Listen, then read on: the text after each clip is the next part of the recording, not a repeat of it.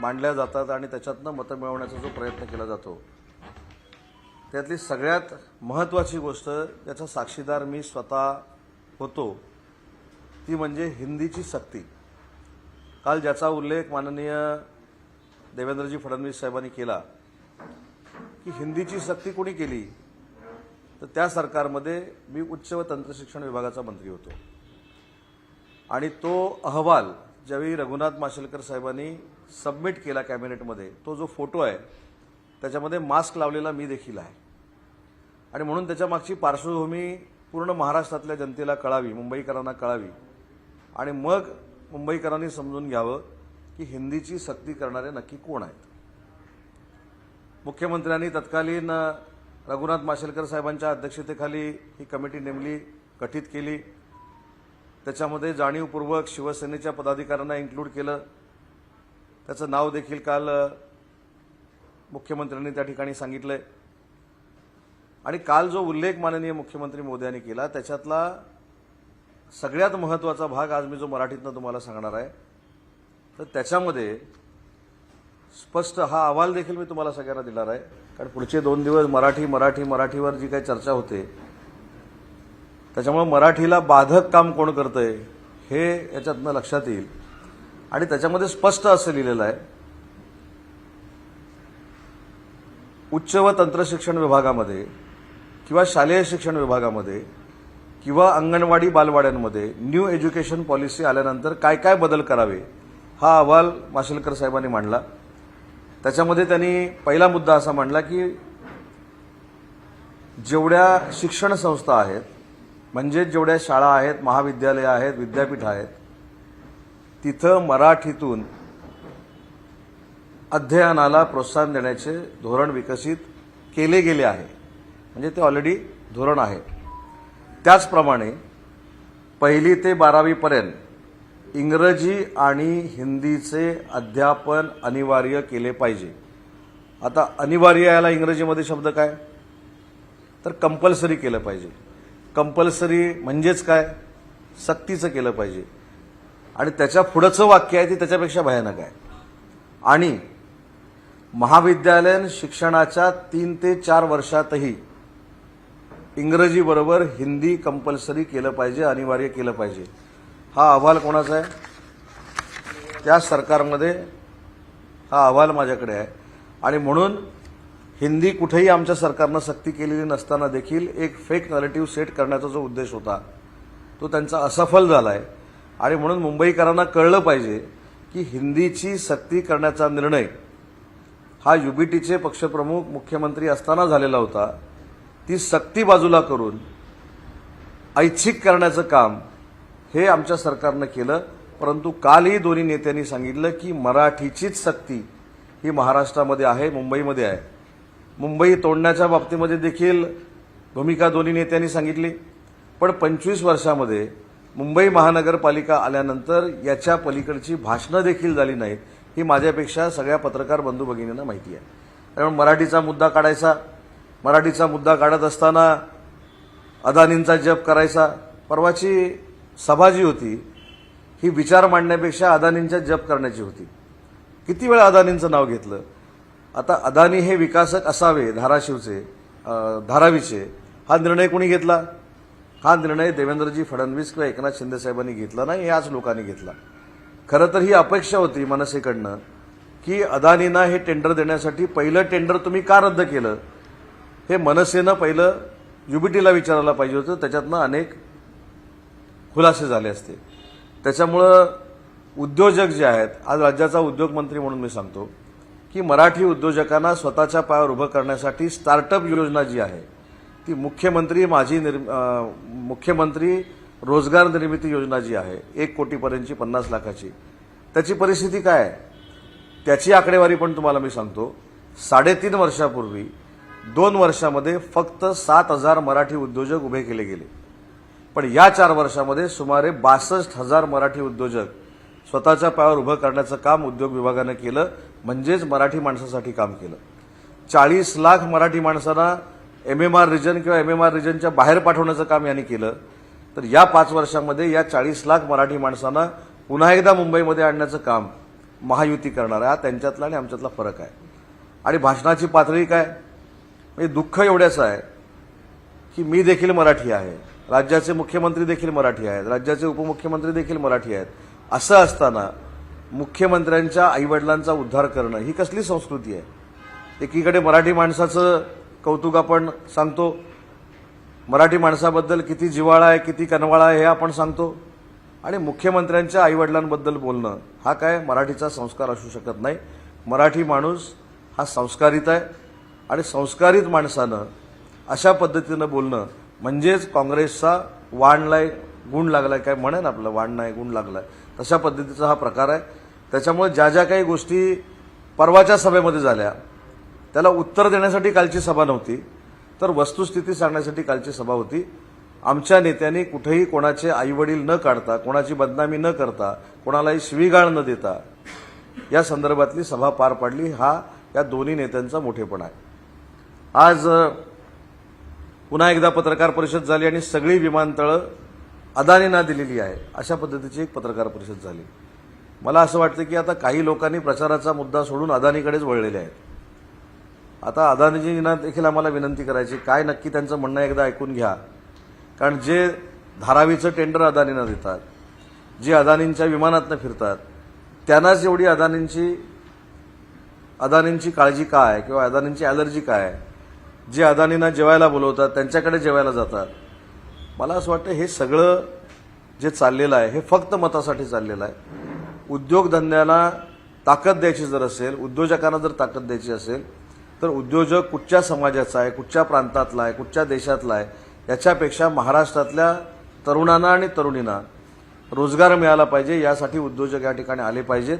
आणि out of the way जाऊन कुठेही उद्योग विभाग किंवा महाराष्ट्र शासन अदानींच्या मागे आर्थिक ताकद उभी करते असं कुठेही झालेलं नाही. फक्त अदानींच्या नावानं टाहो फोडून आपण मराठी माणसाचे उद्धार करते आहोत हे दाखवण्याचा काही लोकांचा प्रयत्न आहे. आणि हा प्रयत्न फक्त निवडणुकीच्याच वेळी काय येतो हा देखील प्रश्न प्रत्येक मराठी माणसाच्या मनामध्ये यायला लागलेला आहे. त्याच्यामुळे मराठी माणूस हा टिकला पाहिजे आणि तो मुंबईतच टिकला पाहिजे ही माननीय एकनाथ शिंदे साहेबांची भूमिका आहे, देवेंद्रजींची भूमिका आहे, आठवले साहेबांची भूमिका आहे. त्याच्यामुळे 16 तारखेला जो रिझल्ट लागेल, किती यांनी बोंबाबोंब केली तरी मुंबई महानगरपालिकेवर महायुतीचाच भगवा फडकलेला असेल हे पुन्हा एकदा मला ठामपणाने इथं सांगायचं आहे.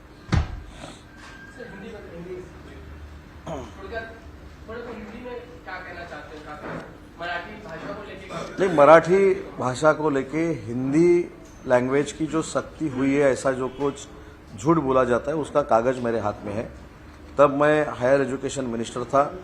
दादा भुसे जी नहीं, मेरे ख्याल से दीपक केसरकर जी शालेय शिक्षण मंत्री थे और तत्कालीन मुख्यमंत्री यूबीटी के जो पक्ष प्रमुख हैं उन्होंने एक समिति गठित की थी. उसके चेयरमैन डॉक्टर माशेलकर सर थे और माशेलकर सर ने जो अहवाल दिया है उसमें स्पष्ट ऐसे लिखा है कि मराठी की तरह हिंदी की भी सख्ती करनी चाहिए, हिंदी भी कंपलसरी करना चाहिए.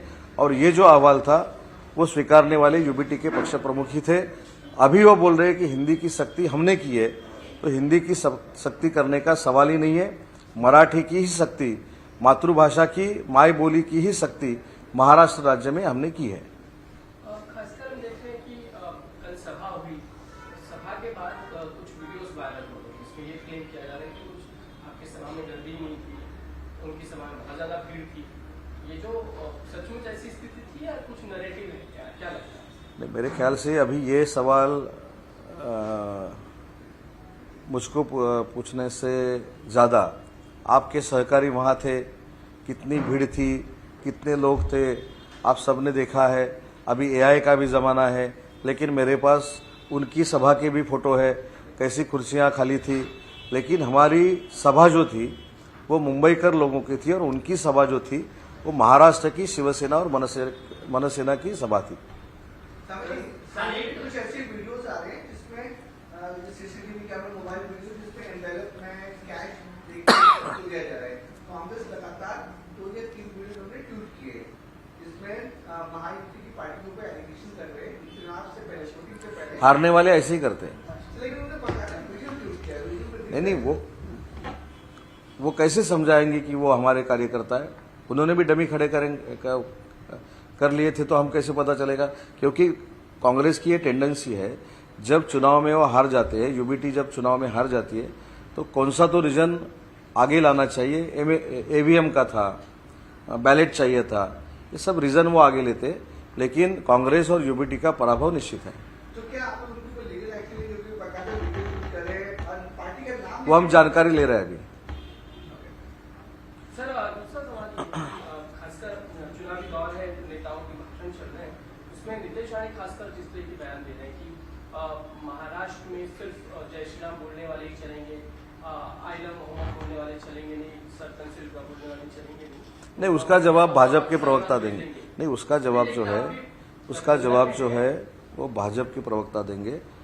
जो वंदनीय बाला साहब का विचार था, जिसका महाराष्ट्र के ऊपर प्रेम है, जिसका देश के ऊपर प्रेम है, वो देश प्रेमी है, इतना हम जानते हैं। ऐसे बयानों से आप लोग को भी फर्क पड़ता है? नहीं, मैंने बोला ना, उसका जो कुछ जवाब देना है वो बीजेपी के प्रवक्ता देंगे, लेकिन हमारी पॉलिसी वंदनीय बाला साहब के विचार की है। और बाला साहब जो बोलते थे कि जिसका प्रेम महाराष्ट्र पे है, जिसका प्रेम देश पे है, वो देश प्रेमी है। ऐसे के बयानों से आप लोग डैमेज हो रहे, आप लोग को नहीं लगता? नहीं, हम बीजेपी के साथ बात करेंगे ना। लाडली बहन स्कीम को लेकर सर इलेक्शन अभी वो मैं मराठी में पहले बोलता हूँ और बाद में हिंदी में बोलता हूँ।